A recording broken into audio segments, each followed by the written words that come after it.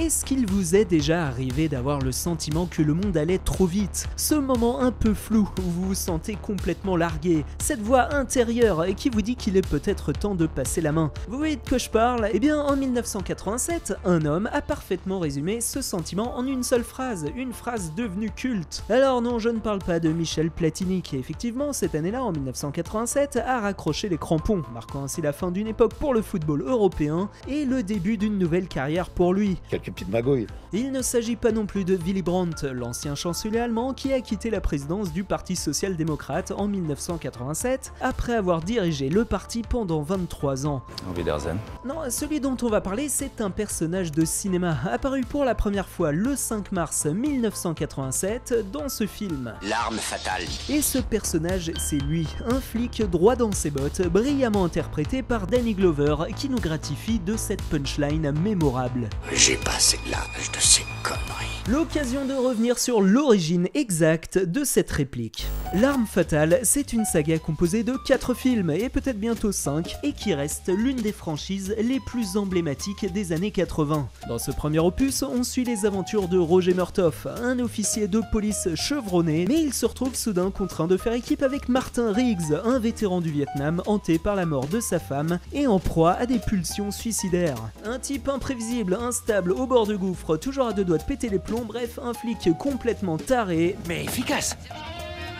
Tous les deux sont alors chargés d'enquêter sur le suicide mystérieux d'une jeune femme, fille d'un ancien ami de Murtaugh. Une enquête qui révélera une affaire bien plus complexe, dévoilant un vaste complot qui entraînera le duo dans une spirale incontrôlable. Alors, ce premier film s'est rapidement imposé comme la référence ultime du buddy movie. Et pour ceux qui ne sauraient pas vraiment ce qu'est un buddy movie, laissez-moi ouvrir une parenthèse. Le buddy movie, c'est un genre filmique à mi-chemin entre l'action et la comédie, et qu'on associe généralement aux années 80. La recette est presque toujours la même, on prend deux héros que tout oppose, on les force à faire équipe pour résoudre une affaire policière et on ponctue le tout d'humour, de course-poursuite effrénée, d'engueulade, de réconciliation, le tout au rythme d'une bande-son au synthé bien rétro. Mais ce genre est en réalité presque aussi vieux que le cinéma lui-même. De Laurel et Hardy à Abbott et Costello, en passant par Bourvil et De Funès, le cinéma a toujours adoré mettre en scène des duos comiques qui se confrontent à coups de répliques bien ciselés. Oh, maintenant, elle va marcher beaucoup moins bien, forcément. Et justement, parlons-en de ces répliques. C'est sans doute l'un des ingrédients clés de ces buddy movies, et l'arme fatale n'échappe pas à la règle, c'est même un parfait exemple du genre, notamment avec cette réplique qui nous intéresse, lancée pile au moment où Murtaugh rencontre Riggs pour la première fois à la 20e minute du film. I'm too old for this shit. Voilà, ça c'est la version originale, mais bon, j'ai quand même une préférence pour le doublage français de Richard Darbois. Et je parle pas de la version volontairement adoucie qu'on nous a refourguée pour la bande-annonce. Oh, j'ai passé l'âge de ces plaisanteries. Non, dans cette vidéo, on va parler de la vraie traduction. J'ai passé l'âge de ces conneries. J'ai passé l'âge de ces conneries. Voilà, cette réplique, vous l'avez sûrement déjà entendue au moins une fois dans votre vie. Mais comment elle a fini dans l'arme fatale, au point d'en devenir un gag récurrent tout au long de la saga? Nous ne sommes pas trop vieux pour ces conneries. Eh bien, pour y répondre, il faut remonter aux origines du film et s'intéresser à un personnage moins connu, mais sans qui rien n'aurait été possible. Je veux parler du scénariste Shane Black. Alors, Shane Black, si ce nom vous dit rien, il y a quand même de fortes chances que vous ayez déjà vu un de ses films. Dans les années 90, c'était un peu l'étoile montante d'Hollywood, à tel point qu'il a été à un moment le scénariste le mieux payé de l'industrie. En plus de son travail sur l'arme fatale, on lui doit les scripts de plusieurs classiques du cinéma d'action comme Le Dernier Samaritain ou Last Action Hero. T'aimes bien les omelettes? Tiens, je te casse les œufs.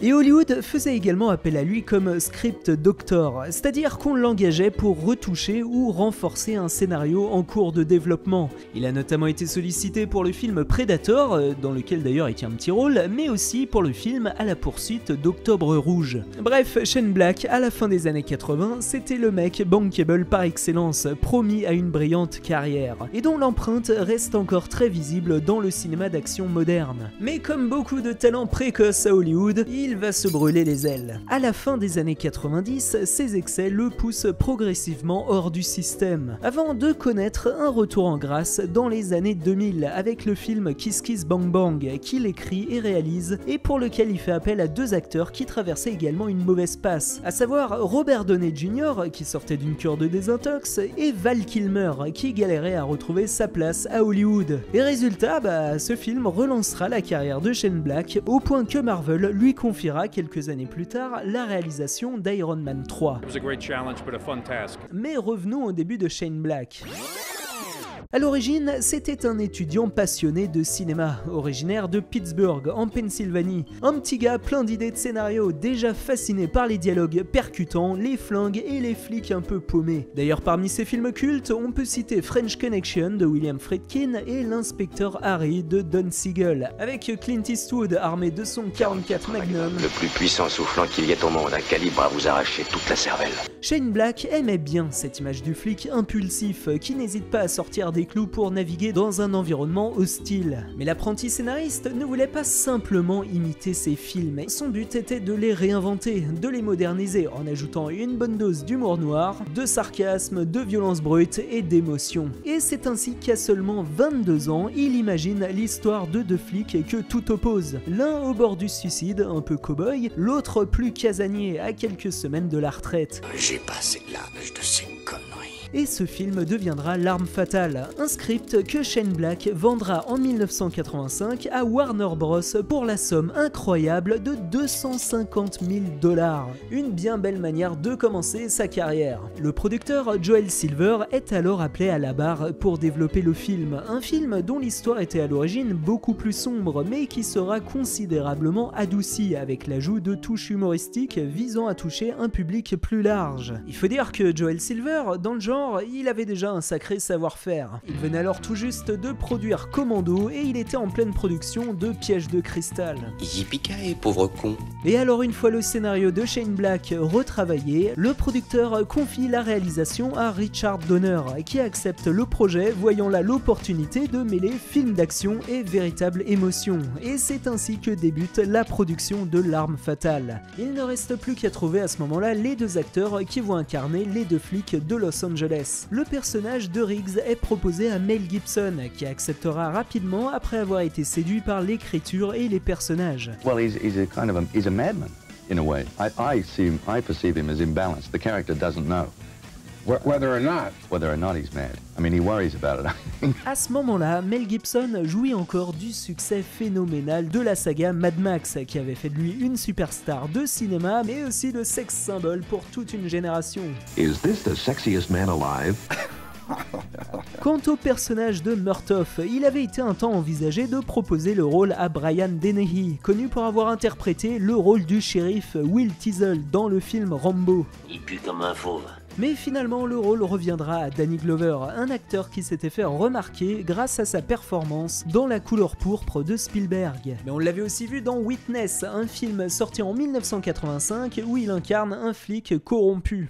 Le choix de Danny Glover dans le rôle de Murtaugh modifie la lecture du personnage. On a désormais un officier de police afro-américain dont la vie bien rangée est bouleversée par l'irruption d'un chien fou. Maintenant ça suffit, tu veux te tuer ou quoi? Et c'est là où la magie opère. Entre Danny Glover et Mel Gibson, l'alchimie elle est immédiate. Leur duo fonctionne à merveille, une dynamique explosive, drôle, touchante qui transcende les stéréotypes du genre. Ça va pas te manquer, tout ça, tu seras à la retraite. Mais alors, comment cette réplique a fini dans le montage du film? J'ai passé l'âge de ces conneries. Eh ben, c'est un peu flou. D'un côté, le scénariste Shane Black a souvent raconté que cette réplique avait été écrite à la dernière minute, sans qu'il se doute qu'elle deviendra un jour aussi célèbre. De l'autre, Danny Glover a rapporté une version un peu différente. Il a expliqué que, lors du tournage, le réalisateur Richard Donner encourageait une grande liberté d'improvisation, permettant aux acteurs d'ajouter une touche de naturel à leur personnage. Et cette scène, dans le poste de police, elle a pas échappé à la règle. Après plusieurs prises, c'est finalement Danny Glover lui-même qui aurait improvisé cette fameuse réplique. Alors bien sûr, la phrase elle est pas hyper novatrice.